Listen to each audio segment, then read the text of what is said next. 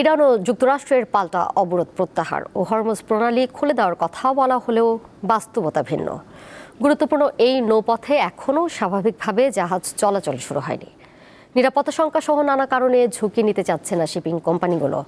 অন্যদিকে বিশ্লেষকরা বলছেন, দুই দেশের রাজনৈতিক সমঝোতা হলেও হরমুজ প্রণালীতে বাণিজ্যিক জাহাজ চলাচল স্বাভাবিক হতে আরও সময় লাগবে।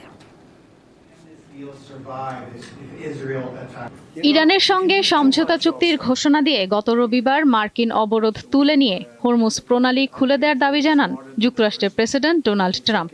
গুরুত্বপূর্ণ এই নৌপথ খুলে দেওয়ার খবর জানায় ইরানও, তবে বাস্তব চিত্র ভিন্ন। এখনও স্বাভাবিকভাবে জাহাজ চলাচল শুরু হয়নি। বিবিসি ভেরিফাইয়ের বিশ্লেষণে দেখা গেছে, চুক্তির ঘোষণা দেওয়ার পর মাত্র 7টি জাহাজ হরমুজ প্রণালী অতিক্রম করেছে। অন্যদিকে প্রায় 550-র বেশি জাহাজ এখনও উপসাগরীয় অঞ্চলে অপেক্ষমান। বিশেষজ্ঞরা বলছেন, নিরাপত্তা ঝুঁকি, সমুদ্রে থাকা মাইন এবং সম্ভাব্য টোল বা নিয়ন্ত্রণ ব্যবস্থা সহ একাধিক কারণে এখনও জাহাজ চলাচল স্বাভাবিক হয়নি। ফার্ম ফ্রেশ পাস্তুরিত তরল দুধ, বেশি ভালো দুধ। শিপ ট্র্যাকিং সংস্থাগুলোর মঙ্গলবারের তথ্য অনুযায়ী পারস্য উপসাগরে 250-টিরও বেশি তেলবাহী ট্যাঙ্কার এবং 330-টির বেশি কার্গো জাহাজ অবস্থান করছে। এর মধ্যে প্রায় 75% ট্যাঙ্কার স্থির অবস্থায় রয়েছে। স্যাটেলাইট চিত্রে দেখা গেছে, অনেক জাহাজ সৌদি আরব, ইরাক ও সংযুক্ত আরব আমিরাতের প্রধান তেল রপ্তানি টার্মিনালের কাছাকাছি জড়ো হয়ে রয়েছে।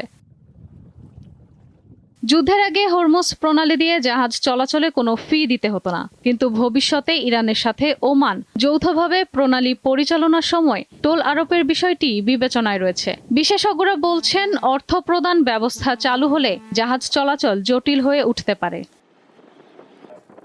বিশ্লেষকদের মতে, দুই দেশের রাজনৈতিক সমঝোতা হলেও বাণিজ্যিক জাহাজ চলাচল স্বাভাবিক হতে দীর্ঘ সময় লাগবে। নিরাপত্তা নিশ্চিত করা, মাইন অপসারণ এবং নতুন নিয়মকানুন স্পষ্ট না হওয়া পর্যন্ত অধিকাংশ জাহাজ মালিক ঝুঁকি নিতে চাইবেন না। এই নৌপথ পুরোপুরি সচল হতে আরও কয়েক সপ্তাহ সময় লাগতে পারে বলে ধারণা তাদের।